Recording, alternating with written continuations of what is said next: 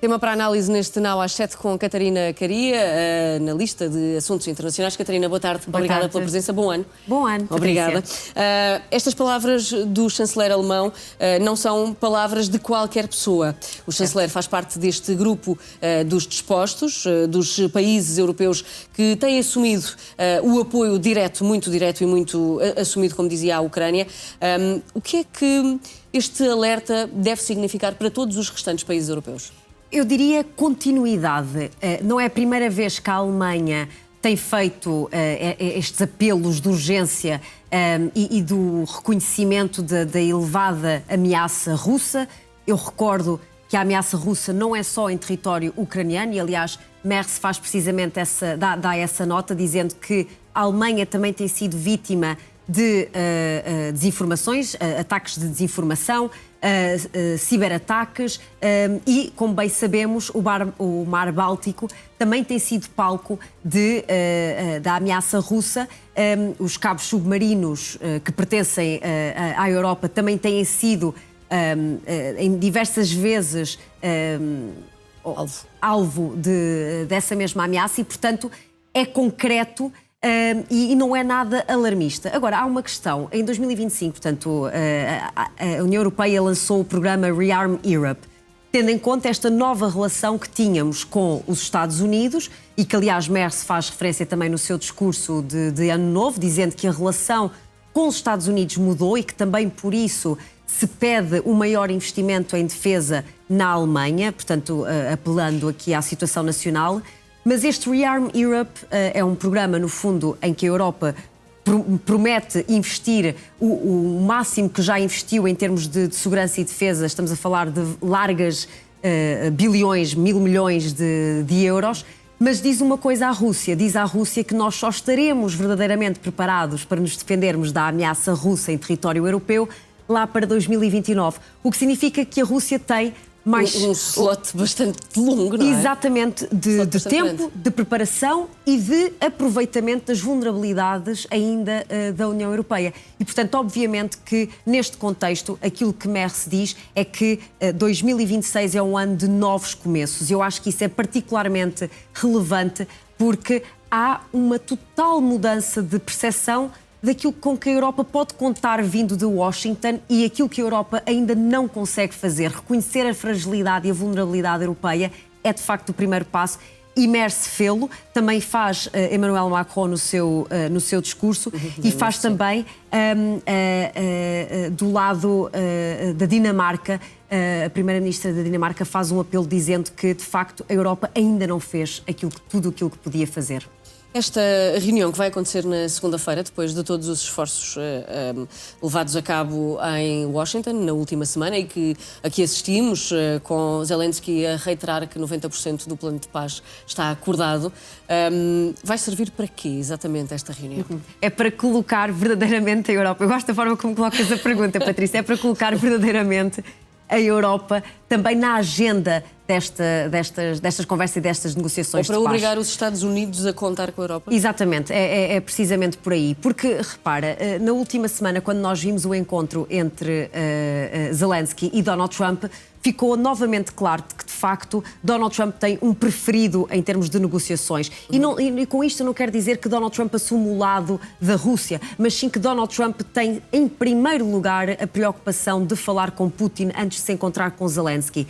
E Zelensky fez, pela primeira vez em 4 anos de guerra, enormes concessões, enormes cedências, de forma a que este plano de 20 pontos pudesse ser validado pela Casa Branca e por Moscovo, nomeadamente a não adesão à NATO, e ainda assim não é suficiente para a Rússia. Mas a questão das garantias de segurança, por 15 anos, quando Zelensky queria por 50... é um retrocesso bastante significativo. É um retrocesso significativo e fica ainda por perceber efetivamente quem é que assegurará estas garantias de segurança. Exatamente, esta semana, precisamente, a reunião da Coligação dos Dispostos é para perceber então a que cada país ficará, ou que cada responsabilidades, como é que será feita a divisão destas responsabilidades. E fica também para perceber, no fundo, o que é esta coligação dos dispostos, portanto, em termos materializados, o que é que nós estamos a falar efetivamente? Teremos tropas europeias na Ucrânia, a Rússia permitirá isso, temos garantias de segurança semelhantes ao artigo 5º da NATO, mas os Estados Unidos então significa que entrarão em conflito com a Rússia diretamente, caso a Rússia não cumpra com a parte da não agressão que também está colocado nos 20 pontos de Zelensky. É tudo uma incógnita ainda por percebermos esta semana. Ficamos a perceber nestes últimos dias também, devido àquela narrativa construída pela Rússia, depois da CIA já ter vindo dizer que não aconteceu nenhuma tentativa de ataque à propriedade de Vladimir Putin, que a Rússia continua a tentar gerir esta narrativa e vai fazê-lo de forma inevitável sempre. Mas isso significa também, é também um aviso aos europeus, no sentido de nós conseguimos de todas as formas encontrar algum motivo para desencadear um eventual conflito? Eu acho que a Rússia tem jogado aqui um enorme bluff, não é? Por um lado, de facto, testa a capacidade de defesa aérea europeia, como vimos nos últimos meses, penetrando o espaço aéreo europeu, com drones, mas depois diz que, obviamente, que não tem envolvimento nessas ações e, portanto, também com enorme prudência e aconselhada prudência, a Europa acaba por também não concretizar esse apontar de dedos, mas, por outro lado, também mostra que a Rússia não tem qualquer problema em apontar o dedo, pelo contrário, à Europa, acusando-a de, no fundo, destabilizar um pouco esta guerra fria que temos com a Rússia neste momento e, portanto, acusando aqui de uma escalada de tensão que, obviamente, não é do interesse da Europa. Se essa escalada de tensão se verificar e se essa ameaça se tornar mais real, quais são os primeiros países? A Rússia naturalmente não vai atacar a Alemanha e a França, não é? Não, de facto os primeiros países são aqueles do lado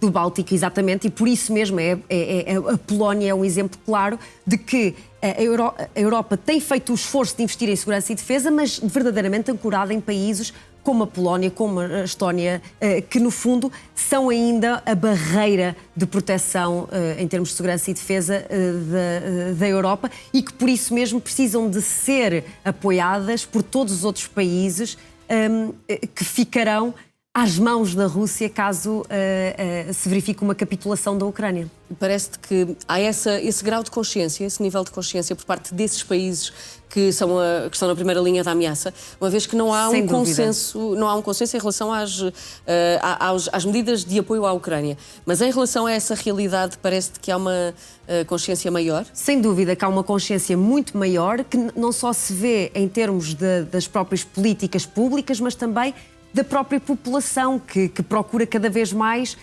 ter quase como kits de sobrevivência e que de facto percebem a iminência desta agressão. Ao contrário, repara, na altura quando no início de 2025 nós vimos a Europa a propor que todos os cidadãos tivessem capacidade de se protegerem contra qualquer catástrofe, soou como um alarmismo por parte de Bruxelas. Eu tenho a certeza que nos países que fazem fronteira com a Ucrânia e que receberam em primeiro lugar os refugiados de guerra ucranianos, que percebem efetivamente a proximidade e a facilidade com que a Rússia consegue penetrar o espaço europeu e que, para além disso, foram alvo de interferência russa em eleições, que colocam em causa, por isso mesmo, os seus próprios processos democráticos e a vida dos cidadãos.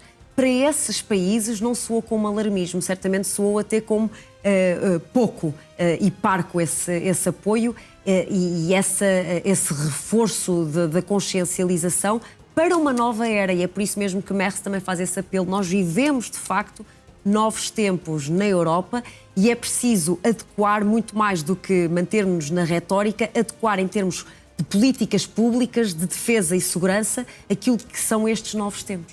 Essa consciencialização que há pouco falavas, gostava de recordar essa tua e de recuperar essa tua expressão da humildade, do assumir dessa humildade por parte dos europeus, e aqui nas palavras do chanceler alemão, de assumir que afinal não estamos assim tão preparados, ou pelo menos não fizemos tudo tão certo até agora e que já nos atrasámos algumas décadas, diria até, em relação à defesa europeia. Essa nova realidade, esse novo ano, é absolutamente obrigatório com uma mudança de paradigma em relação a toda esta realidade. Sem dúvida. E alguns países ocidentais, mais ocidentais, como a Alemanha, a França, a Itália, já estão a fazer esse caminho de trazer, por exemplo, o serviço militar. E não digo obrigatório. No caso da Alemanha, coloca-se essa hipótese, no caso da França é mitigado, mas a possibilidade de facto, alimentar também os recursos humanos das Forças Armadas. E do sistema de defesa. E do sistema de defesa, porque aquilo que estamos a falar, e é importante que se perceba, é que o palco da agressão russa não é na Ucrânia. A Ucrânia é a fase 1.